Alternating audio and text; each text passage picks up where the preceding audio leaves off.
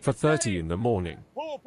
June 4, 1942. Almost there, hold it. The bridge of the aircraft carrier Akagi. Black Pacific water. Salt wind. Engines vibrating through steel. And cutting through that darkness was the most powerful naval force Japan had ever assembled. 4 fleet carriers. Battleships behind them. Cruisers. Destroyers. Hundreds of aircraft warming for launch. On that bridge stood men who believed they were about to finish the war. They believed the Americans had, at most, 2 carriers left in the Pacific. They believed the Yorktown, smashed at the Coral Sea, was months away from fighting again. They believed radio silence had given them total surprise. They believed Midway was the next clean step in the same campaign that had brought them Pearl Harbor, Singapore, the Philippines, Burma, the Dutch East Indies, and a rolling empire across half the world. And every one of those beliefs was wrong. Not slightly wrong. Not technically wrong. Catastrophically wrong. Because in less than 6 hours, for Japanese fleet carriers, the same 4 that had struck Pearl Harbor, would be burning wrecks. And by the time the men on the Akagi understood what had happened, the Pacific War had already changed direction. That is the contradiction at the center of this story. How does an empire go from invincible to broken in a single morning? How does the greatest carrier force on Earth lose the offensive in 6 minutes? How does a battle that begins with Japan holding every visible advantage end with Japan losing the one thing it cannot replace, its elite carrier striking force? And strangest of all, how does that chain begin not with an admiral on a bridge, not with a pilot in a cockpit, not with a battleship gun or a bomb sight, but with a middle-aged intelligence officer in a wrinkled bathrobe, sitting in a basement 4,000 miles away, staring at strings of 5-digit numbers no one else believed mattered enough? Because this story is not really about the battle the audience thinks it knows. It is not just about Midway as a famous victory. It is about hidden causes. It is about a broken water distillation plant that was not really broken. A carrier that should not have been able to sail. A commander who sent his men into an attack he knew would probably kill them all. A search that nearly failed. A decision to rearm aircraft at exactly the wrong moment.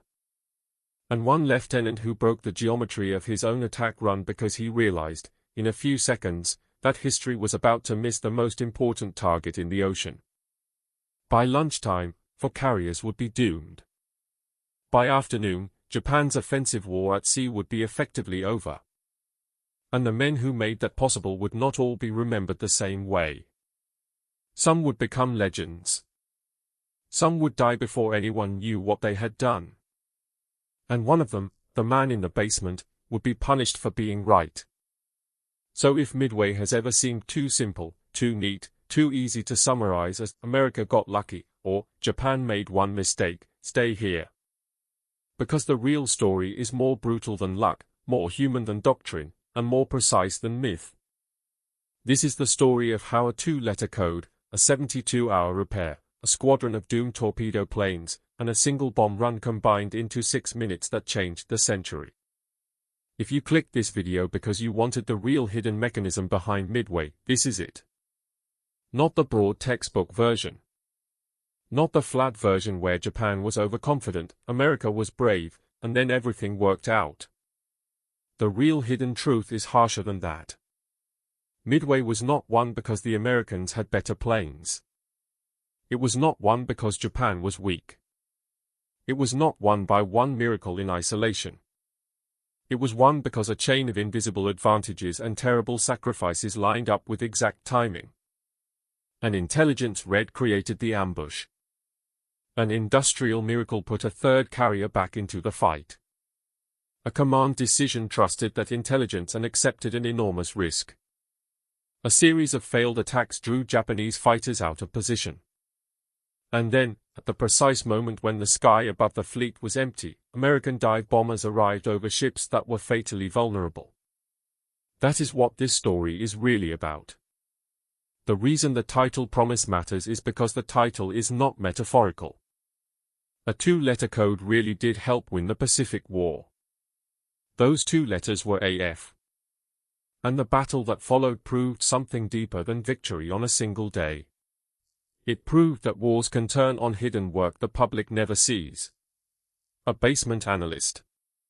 A repair yard. An underestimated commander. A squadron that dies without scoring a hit. A single pilot who makes a different choice in the last seconds of an attack. But if that is true, then the next question gets bigger, not smaller. Why was Japan so sure it would be easy? Why did some of the smartest naval officers in the world misread the situation so completely? And if American success depended on so many fragile links, how close did it come to failing? Because that is the part that makes Midway more than a triumph. At almost every point in this chain, the story could have broken the other way. If Washington had ignored the Codebreakers a little longer. If the Yorktown repair had slipped. If the Japanese scout reports had arrived a little earlier. If the torpedo attacks had never gone in.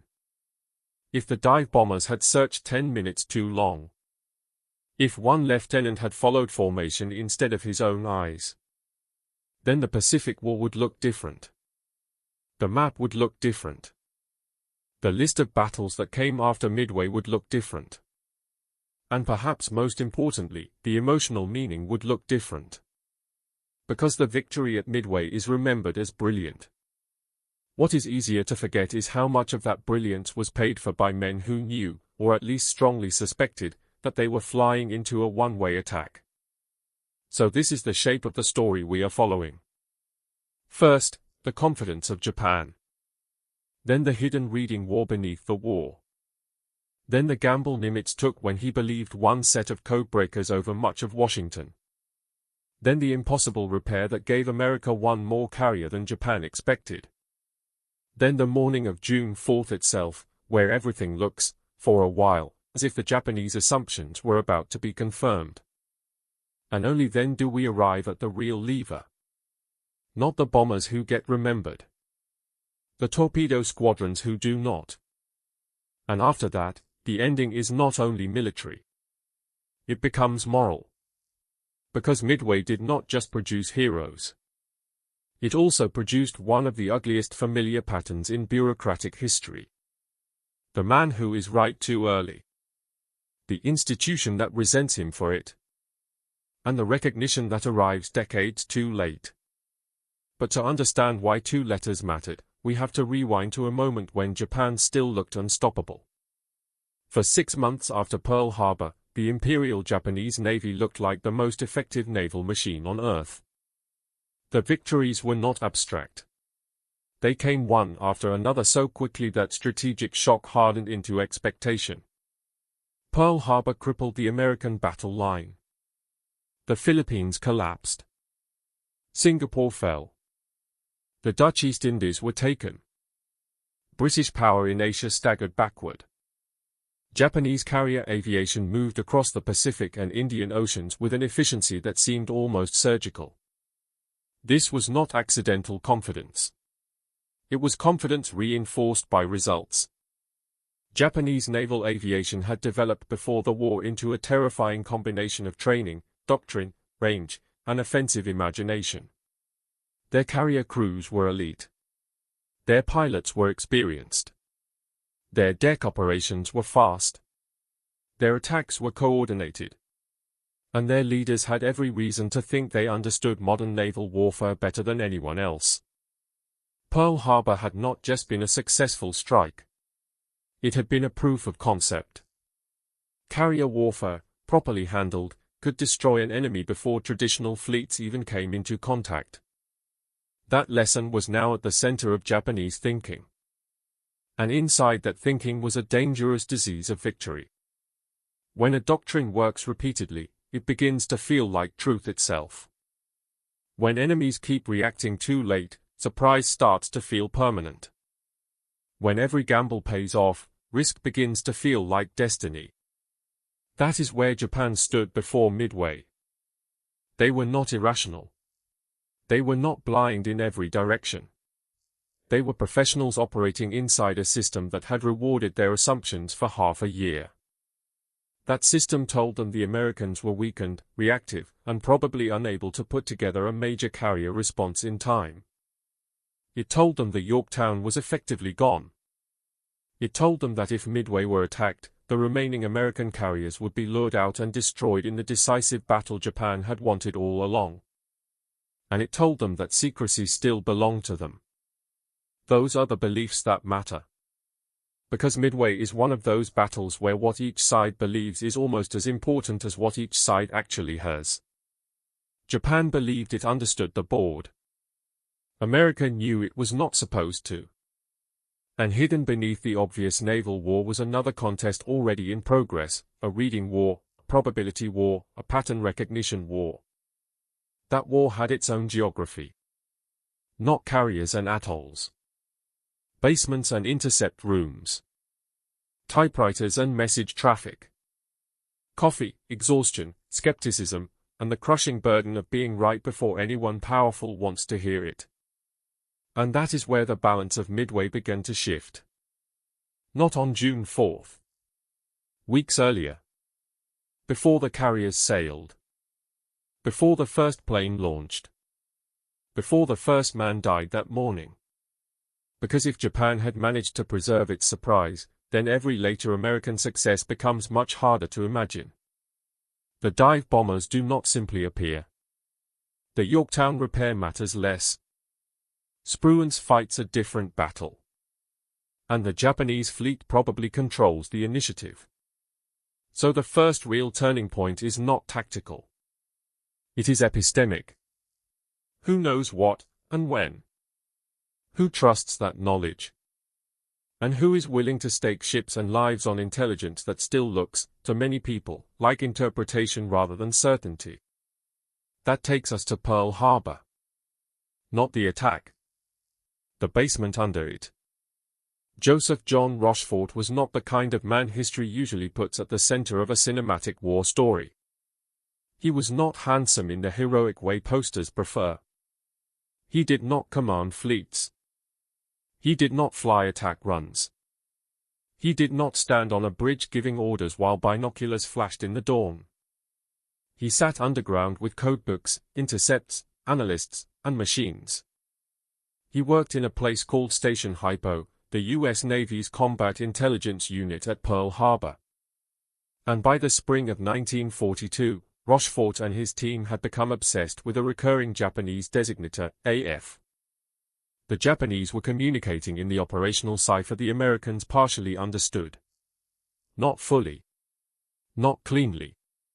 Not in a way that removed all ambiguity. But enough to see structure. Enough to see movement. Enough to know something large was coming. The problem was not whether Rochefort's team saw a pattern.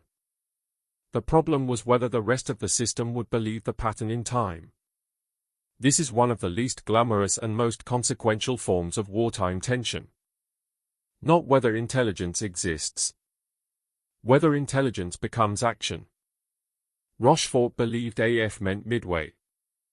Others were less certain. And in war, especially after disaster, uncertainty is often punished harder than ignorance. Pearl Harbor had already taught one bitter lesson: warning without persuasive force is not enough.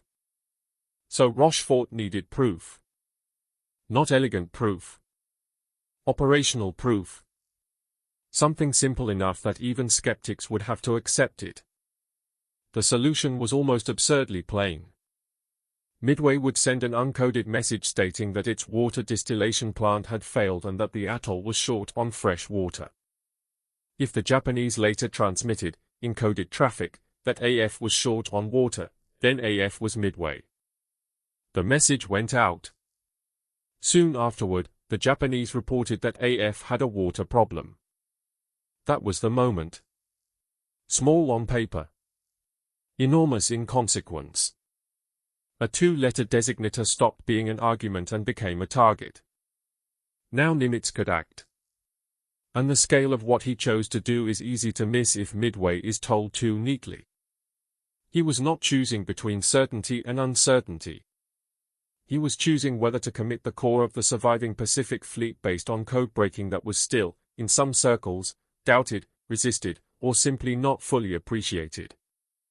If Rochefort was right, Nimitz could ambush the Japanese.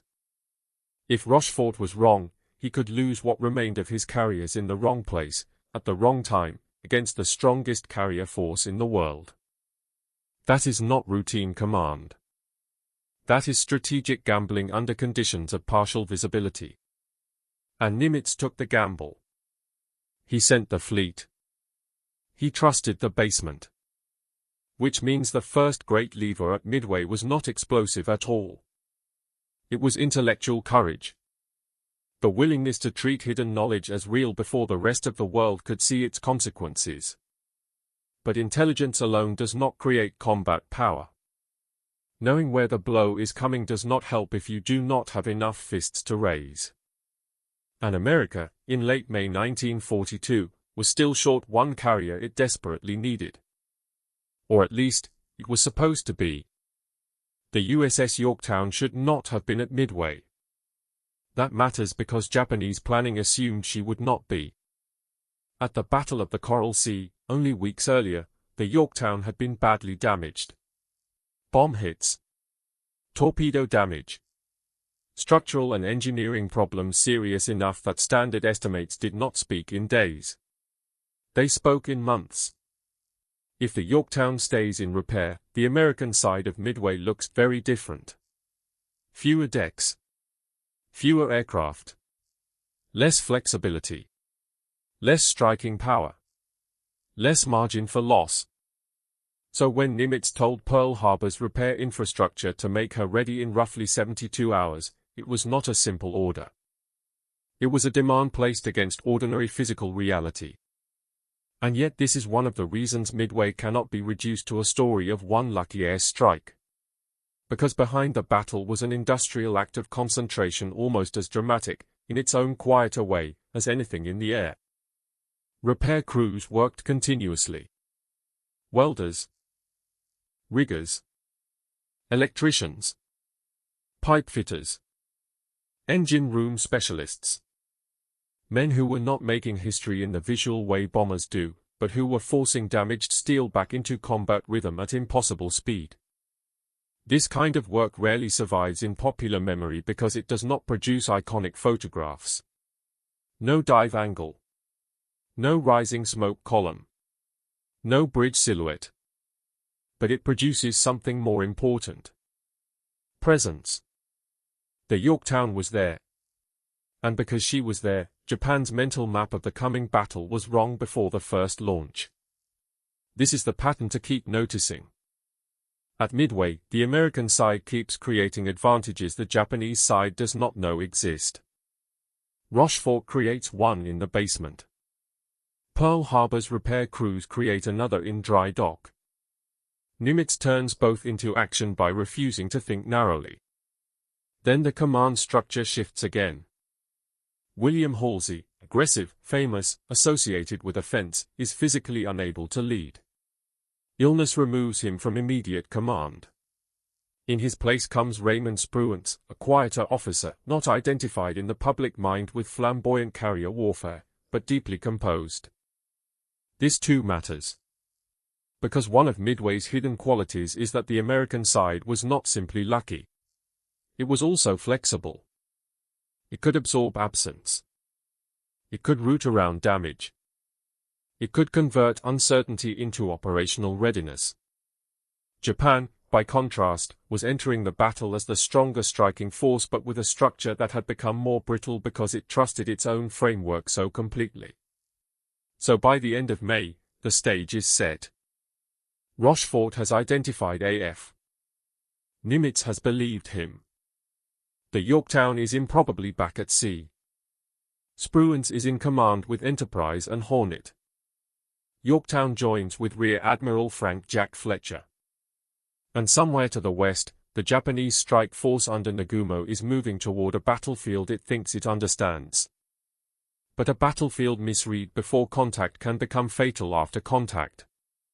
Because the next question is not whether America knows Japan is coming. The next question is whether Japan can still impose the sequence it wants. And for a while, on the morning of June 4th, it looks as if it can. That is what makes the next phase so important. The American trap is set. But traps can still fail. And on battle morning, they very nearly do. At dawn, Japanese aircraft launched to strike Midway itself. That first wave hits the atoll hard, but not hard enough.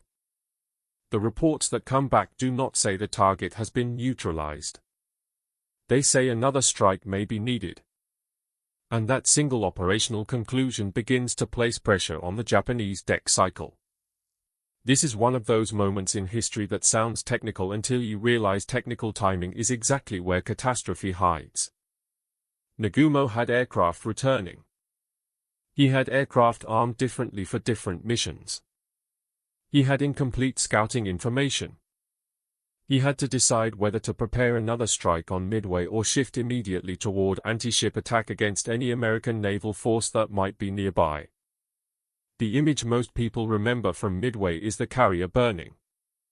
The image that matters before that is the hangar and deck cycle in confusion. Fuel lines. Bomb carts.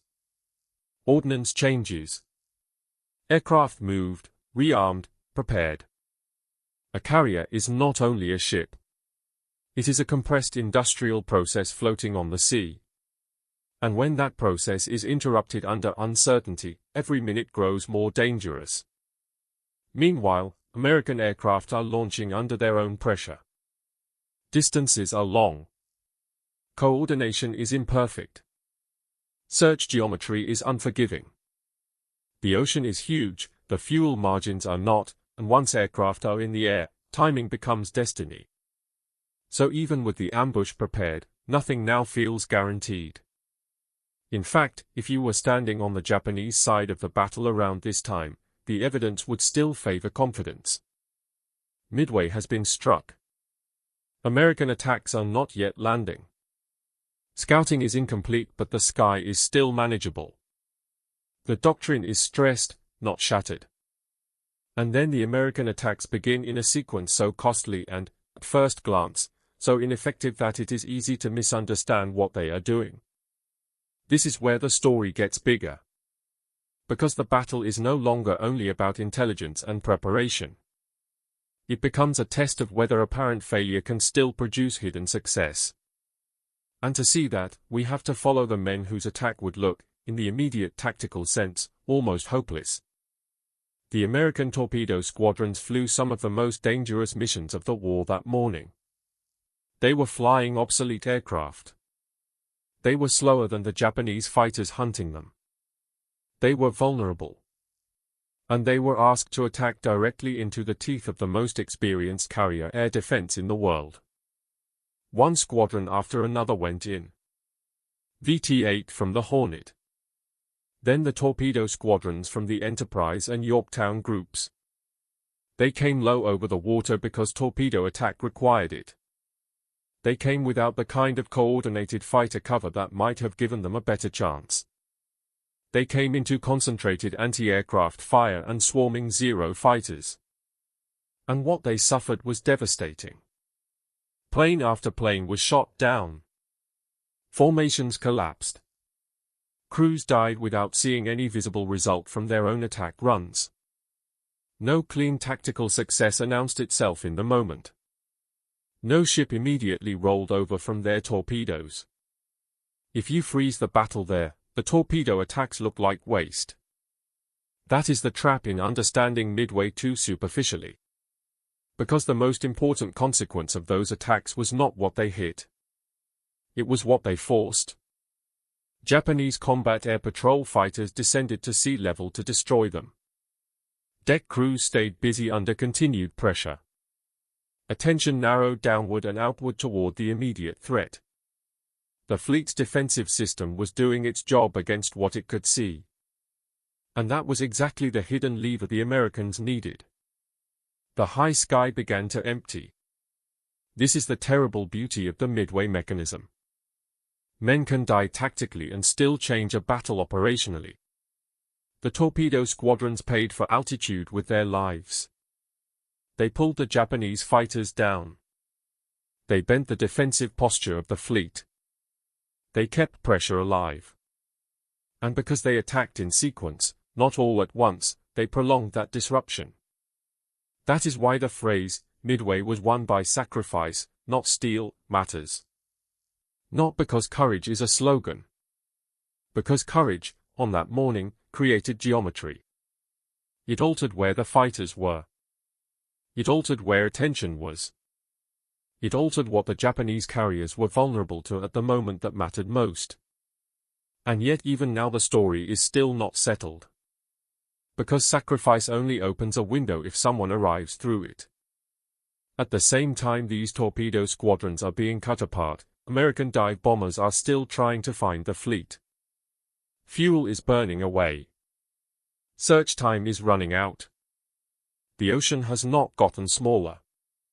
And there is a version of this story in which the torpedo pilots die, the window opens, and no one reaches it in time. That is how close Midway is to not becoming Midway. So the next question is mercilessly simple. Do the dive bombers find them before the moment closes? For a while, the answer appears to be no. This is one of the cruelest forms of tension in war storytelling. Not enemy action. Delay. The feeling that the decisive force is somewhere nearby but cannot see what it needs to see. American dive bomber groups are searching. Fuel states are deteriorating. The sea beneath them is vast, indifferent, and visually repetitive. Blue water. Whitecaps. Empty horizon. The kind of emptiness that makes every minute feel like a trap. And this is the point where Midway stops being only a story about bravery and becomes a story about the violence of decision under uncertainty. Because commanders now have to choose without clean reassurance. Continue search and risk running short of fuel? Turn back and possibly miss the entire battle? Trust instinct, probability, and fragmentary cues. The commander most identified with this moment is Wade McCluskey. His search pattern is not delivering what he needs. Time is going. The fleet is not where it should be, or at least not where it is supposed to be in the sky beneath him. And then comes one of those moments that history can make look inevitable only after the fact.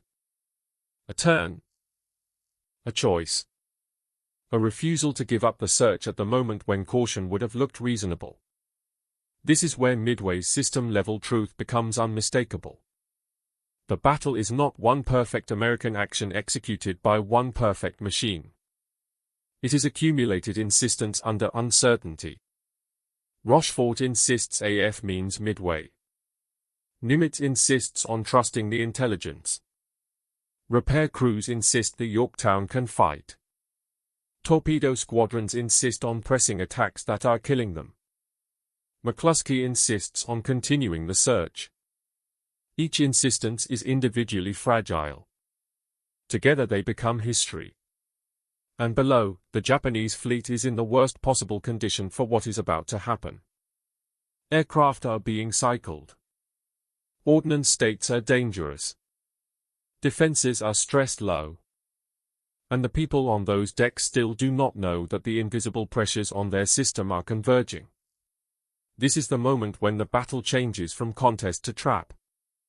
But the trap is not sprung by a formation in perfect order.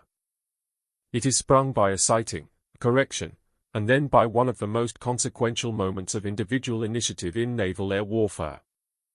Because once the fleet is finally found, a new problem appears immediately. How do you divide the attack? Who strikes which target? And what happens when the first choice in the dive may be wrong? That is where the story narrows from fleets to seconds. From systems to one cockpit. From strategy to a single human eye looking down through altitude at painted steel. When the American dive bombers finally came down on the Japanese carriers, the battle compressed violently.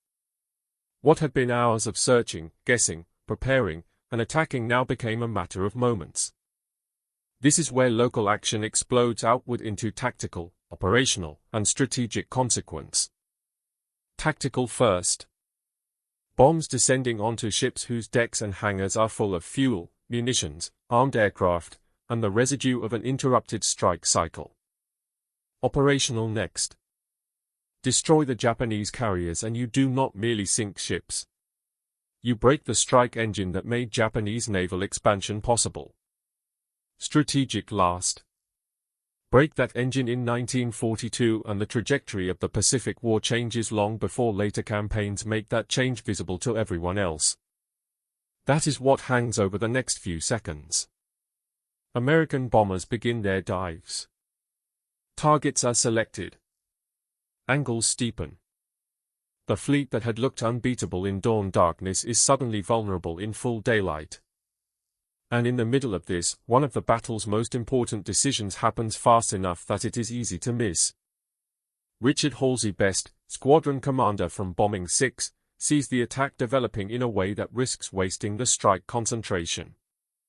Too many bombers are going toward the same target. Another carrier, the most important one, Akagi, Nagumo's flagship, is in danger of being missed in the first blow. Best has seconds, not minutes. He can follow the run as planned. Or he can break from it. This is the kind of choice that history loves to flatten into legend, but what makes it real is that it was not made in mythic clarity. It was made in combat confusion, under gravity, speed, and incomplete certainty. Best acts. He pulls out. He takes only a small number of aircraft with him. He rolls in on the Akagi. And at this same moment, the battle is still broad enough that you could miss how large the consequences are going to be. Because elsewhere other bombs are already falling. Other carriers are being hit. Smoke is rising. Fires are beginning. But the Akagi matters beyond tonnage. It is the flagship. It is the command node. It is one of the ships around which the Japanese morning has been organized. And the bomb that is about to strike it will not simply damage a deck. It will interact with the ship at the exact point where operational confusion has made the ship most combustible. This is why Midway is not only a story of finding the enemy. It is a story of finding the enemy at the one moment when its own procedures have become fuel for disaster. Now the title promise is ready to be paid. Not fully because the battle still has more pain in it, but decisively. Because the hidden truth is no longer hidden. The two-letter code pointed the fleet into position. The sacrifice of the torpedo squadrons opened the sky. The search decision found the target. And now one bomb will turn vulnerability into irreversible collapse. Best's bomb struck the Akagi at the worst possible place and the worst possible time for the Japanese fleet. That matters because in battles like this, destruction is rarely just about penetration.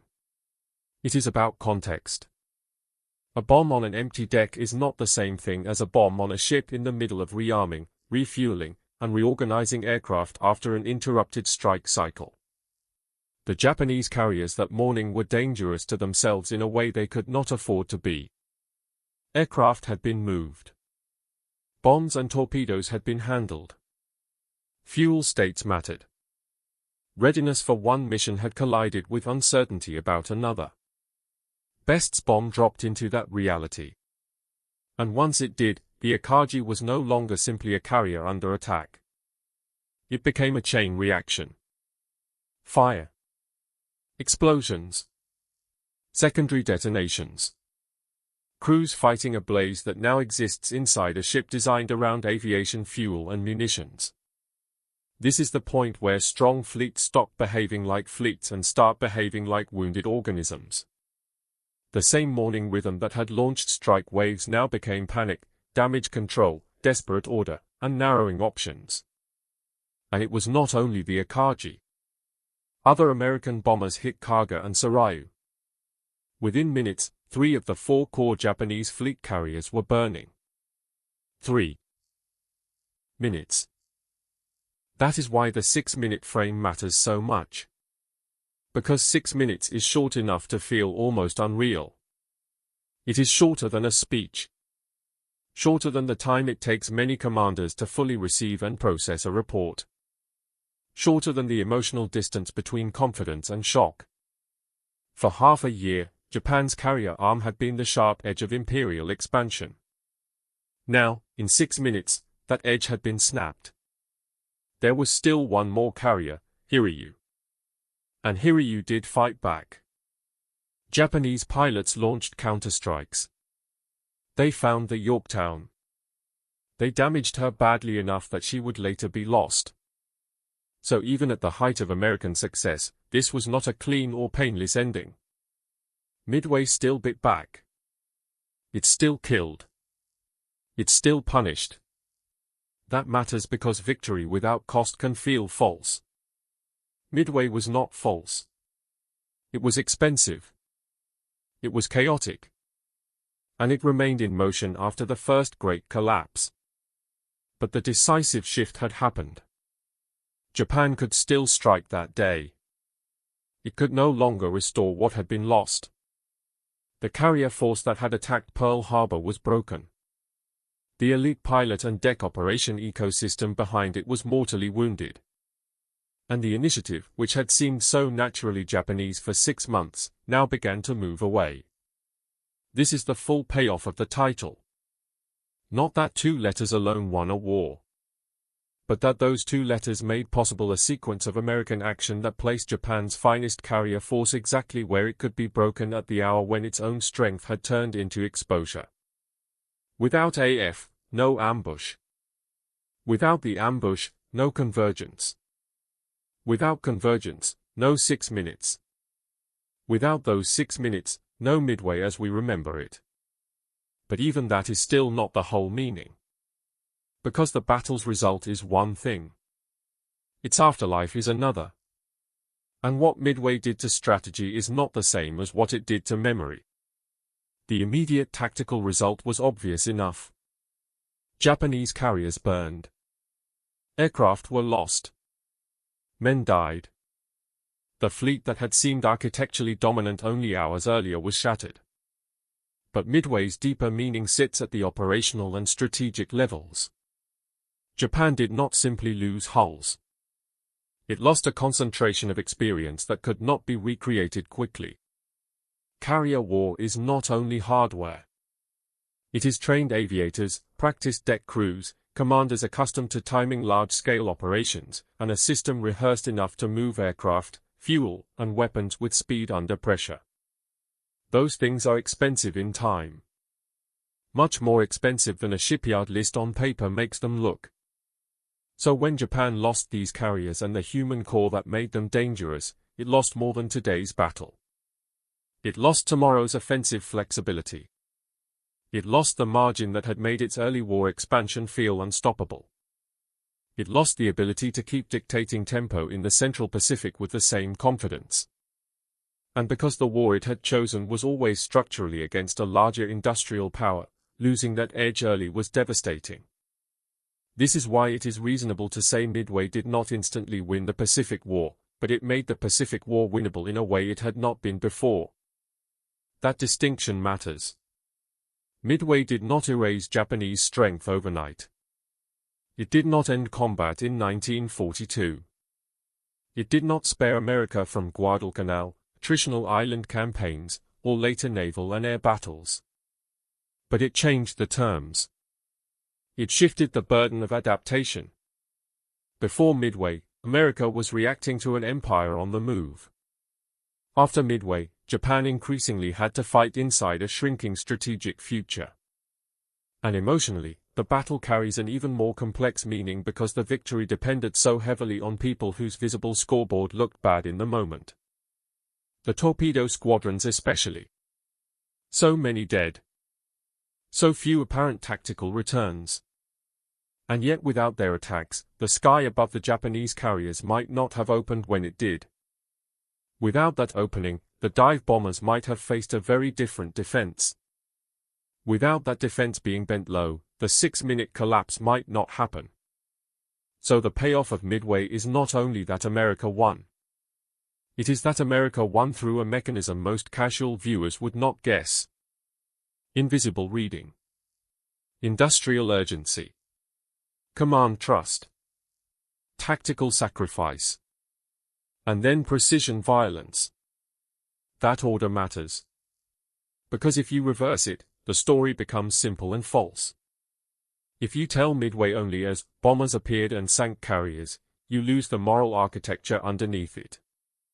You lose Rochefort. You lose the repair crews. You lose the terrible function of the torpedo attacks. You lose the way success at the top rested on losses below.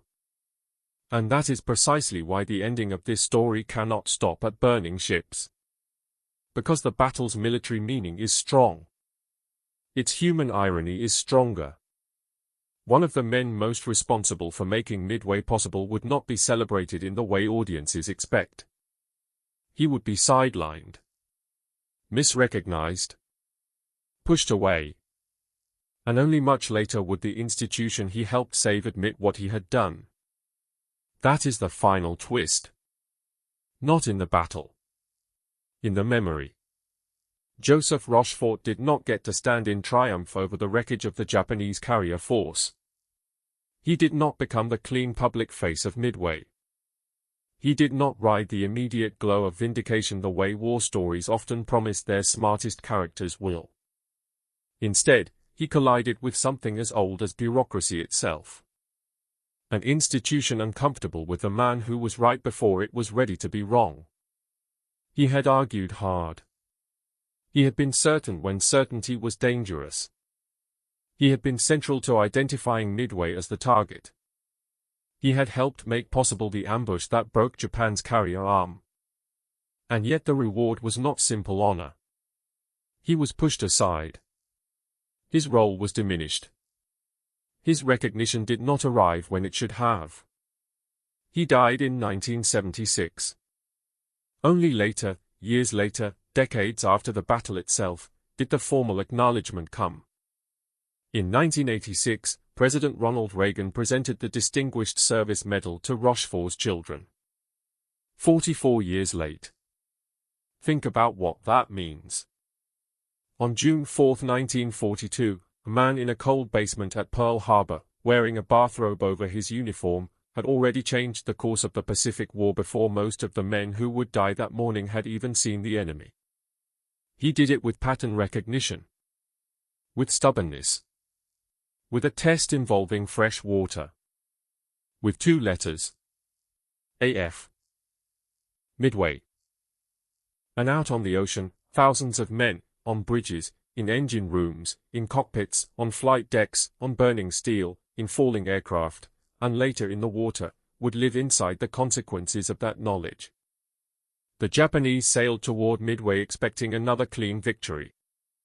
They found instead an enemy that had read them, prepared faster than should have been possible, accepted terrible risk, and paid for altitude with blood until the one window that mattered opened above them. Then came the dive bombers. Then came the fires. Then came the end of the illusion that Japan could keep expanding across the Pacific by carrier shock alone. 2 letters. A broken expectation.